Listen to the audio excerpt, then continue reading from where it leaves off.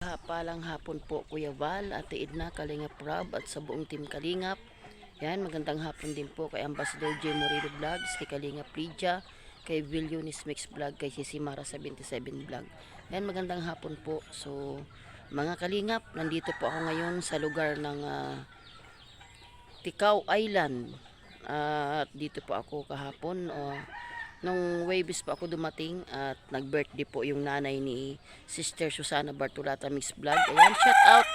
Shout out si Susana Bartolata Mix Vlog. Ayan, mag-ingat ka dyan palagi sa Malaysia. So, salamat dahil tinanggap po tayo dito ng buong puso.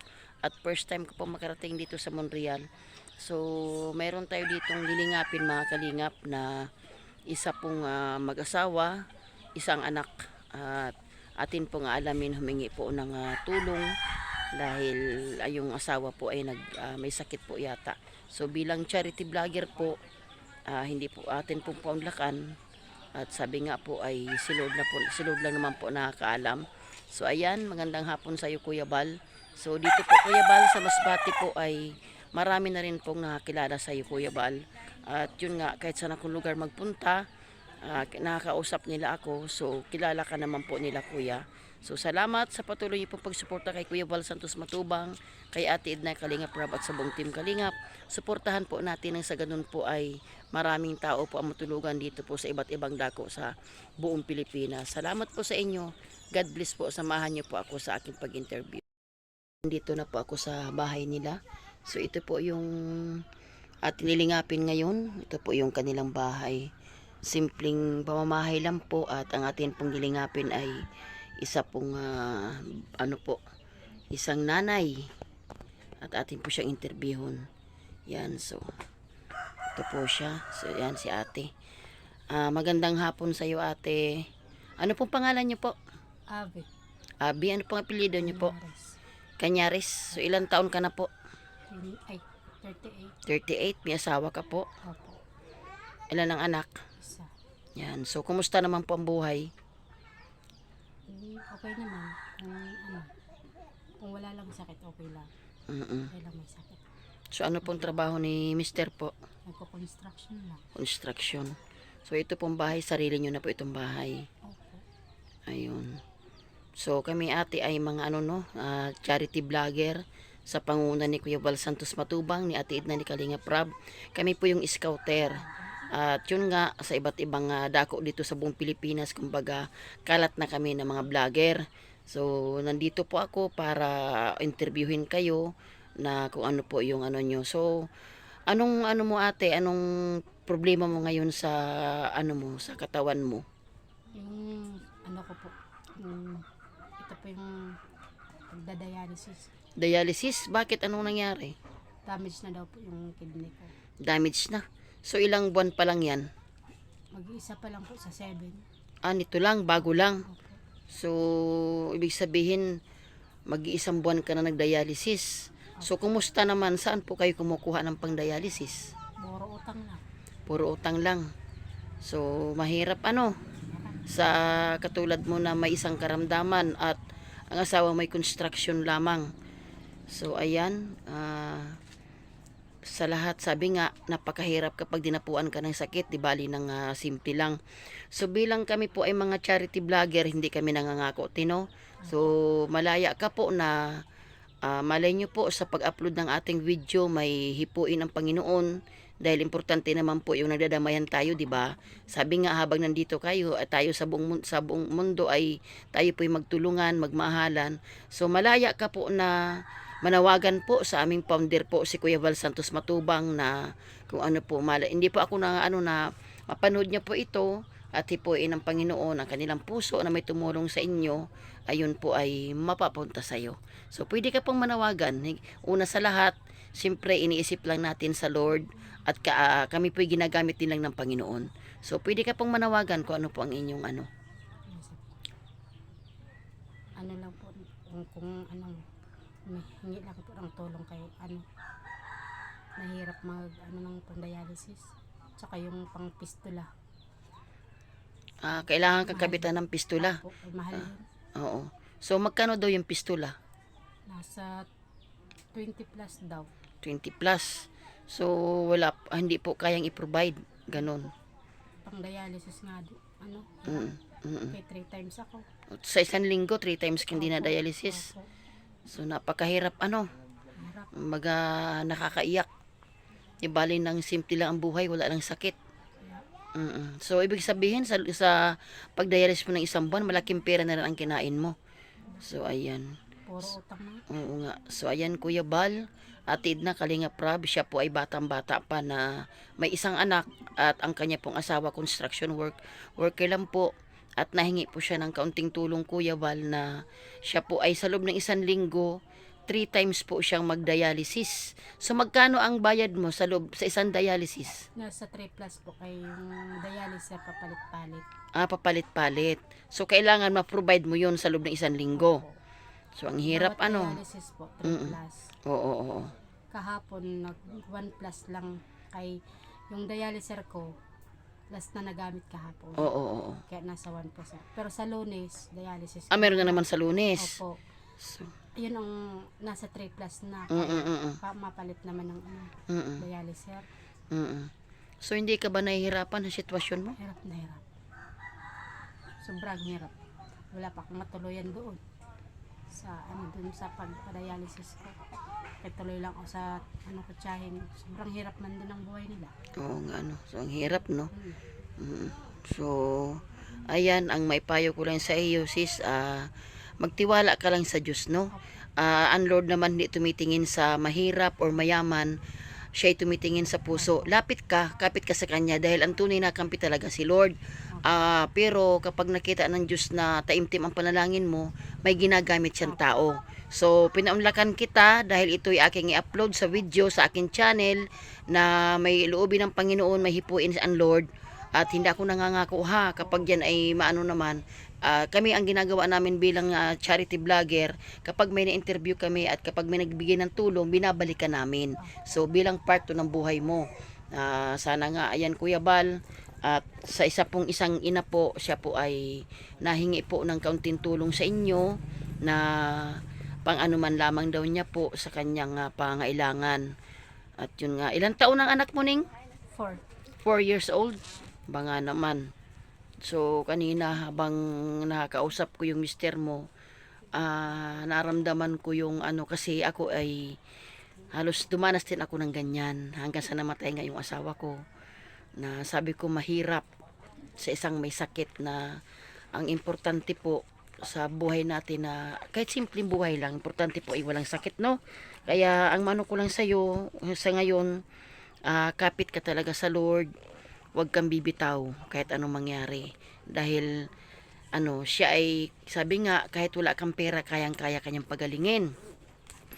So ayan mga kalingap, sa lahat po na mga sponsor po, sa lahat po ng viewers, taga-suporta po ni Kuya Bal, meron pong isang ina rito sa Ticao Island po, Monreal, na nahingi po ng tulong sa inyo. Maliit man po yan po ay kapag naipon-ipon ay malaking tulong po yan sa isang nanay po na talagang wala pong kakayanan na magpagamot, at meron pa po siyang anak, na isang anak lamang po. So mahirap. Ang kailangan niya po ngayon ay yung malagyan daw siya ng saan ilalagay yun, Ning? Dito yan. Sa braso. Depende daw kung saan yung may malaking ugat. Tapos doon na lahat ituturok yung mo. Opo. Okay. Ito tatanggalin na ito. Tatanggalin na yan. Oh. So, bali, ang pinaka-findings ng doktor sa'yo, ano yun? Ano daw? Kidney. Kidney. Kidney. Kidney failure. So, ganun. Kidney failure. Yung kidney medyo lumiit daw yung sa ito. Yung kabiak. Oo. Yung kabiak. Yung kabila. Okay normal naman. size naman daw. Kaya lang medyo maputi siya. Mm-mm. Kaya mataas yung cream. Mm-mm. Pero ngayon parang bumaba-baba naman siya. Okay. Pero kailangan ko talaga mag 3 times muna. Oo, so yun ang pinaka ng doktor. Opo, yun ang advice ng doktor. So, hindi ka nahihirapan yan, kabiyahe-biyahe ka pa, ikaw lang mag-isa. Hinahirapan talaga kay wala man akong kasama. Oo nga. So, pag nandoon ka sa sino nagsasama sa'yo? Ako lang. Ikaw lang? Kumakain na lang ako doon kay sa labas may kantin din sa harap. Mm-mm. Kumakain na lang ako doon para nung una kasi nahimatay ako kay gutom ako. Oo. Tapos sabi ko parang ayaw ko nang maulit yun. Kumakain na lang ako doon sa Mm. para So saan ka sa Masbate City nag-ano? sa Ibingay. Sa Ibingay? Opo, sa Reynal. Oo. So, kunin ko na lang yung Facebook account mo. Hindi po ako nag-ano, malay mo po. Milagros kami. Malay niyo po, loobin ng Panginoon na wala man ako maitulong sa'yo at pag nandoon ka, makapasyal, no? Makapasyal kasi, kumbaga kababayan kita. Sana nga makahanap ako dyan ng boarding house. Yun Oo. ang nahihirapan pa ako Oo, sa kakausapin ko din si bishop namin kung ano yung ano kasi ako sa simbahan lang kasi ako may ano doon. Pero sa sitwasyon mo ngayon, para sa akin, mas kailangan mo na mapalapit ka sa mga taong ano, kumbaga kasi ang prayer na naniniwala ka ba na ang panalangin ay powerful? Opo. Ayun, so wag kang mag-ano, basta manalangin ka lang, isipin mo lang na ano lang yan, pagsubok lang sa buhay nyo, at isipin mo na talagang gagaling ka.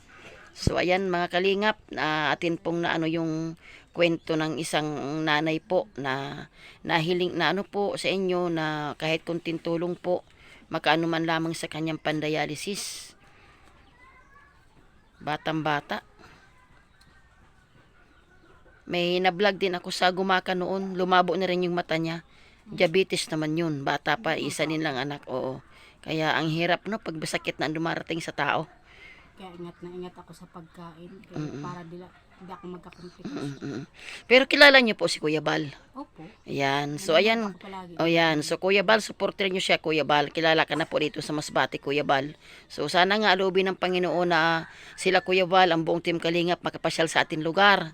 Kasi, kumbaga, ako pa lang ang nandito na Kalingap. Kasi, inaano ko pa lang sila, Kuya. Ginaguide ko pa lang sila na marami na ako nakakausap na kilala na rin sila dito. Kasi nga na ano nga sa mga ginagawa din ni Kuya na talagang pagtulong si Kalinga Prabs kasi at Edna. So kami yung mga galamay kami ni Kuya. Kami yung mga nagaano, 'di ba? Kakaiba yung aming ginagawa kasi kami naghahanap na di kasi 'di ba sa gobyerno tayo napila. Kami ay naghahanap. Kaya yun nga talaga pinaka ano ni Kuya priority ay senior citizen. So, hindi na kami magtatagal ning, no? At siguro nga loobin ng Lord bukas makaano na ako. Pinunta ko rin dito kung gusto ko rin talaga makarating dito sa lugar nyo na maganda pala ang lugar San Monreal.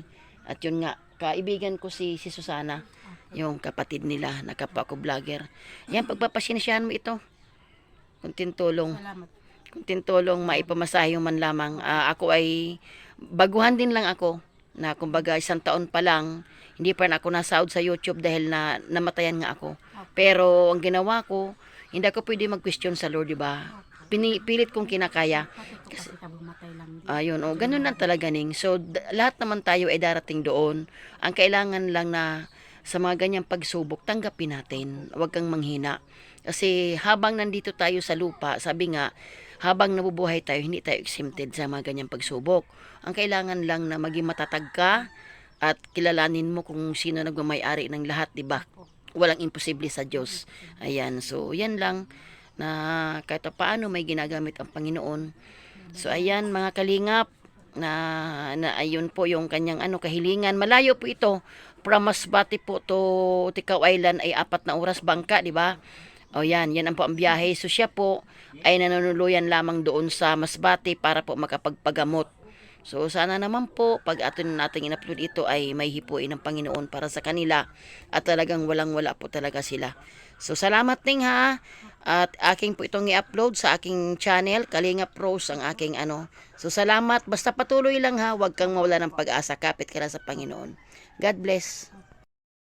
So ayan mga Kalingap, na-interview po natin ang isang nanay, 38 years old at may sakit po nga siya. Nagdi-dialysis po sa loob po ng 3 times po sa loob ng 1 linggo. So, na po siya ng kaunting tulong mga Kalingap na makaano man lamang sa kanyang pagpapagamot.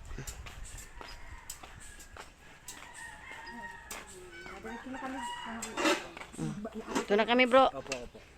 Sige. Salamat. Okay po. Yan. Lakad-lakad kami pauwi. Maganda naman lakad pa baba. Dahil so yan ang lugar bukid. Yan mga kasama ko. Yan, dalawang salamat. So, ngayon pa lang, ayan, shout out po Kuya Val, Ate Edna, Kalingap Rob at sa buong team Kalingap. So, ayan po, napaunlakan po natin, na-interview po natin ang isang nanay, si Sis Judy po, na sa loob ng isang linggo, 3 times na nagda-dialysis. So, construction lang po ang trabaho ng kanyang asawa at may isang anak. So, pinaunlakan po natin. Hindi pa aksidente, makarating po ako dito sa Tikaw Island. From Masbate City po hanggang dito ay po talagang malayo din, 4 na oras ang biyahe. At syempre, sakay ka ng bangka, malaki. So, ayun po. Kahit paano, nakapag-abot po tayo ng tulong. At wala pa din naman po akong kita sa YouTube. Ganun pa man, tuloy-tuloy ang paglingap. So, nakakatuwa naman Kuya Val at kilala ka po nila. Bukid na po ito Kuya Val, ang aking pinuntahan. So, kilala ka na po dito. At nakapalo po sila sa inyo. Sa inyo po Kuya Val, kaya tiid na Kalingap Rob. So, nakakatuwa naman po. Ito po yung Kuya Val, Tikaw Island. Kaya po sinabing Tikaw Island, napapalibutan po ng dagat. So, tahimik naman po dito Kuya. So, ayan, salamat. Patuloy po natin suportahan po si Kuya Val, si Ate Edna, si Kalingap Rob. At sa buong team Kalingap na sa ganun po ay marami pa pong tao ang matulungan po. Yung mga tao pong hirap na hirap sa buhay. Salamat po sa inyong lahat. God bless po. Bye-bye.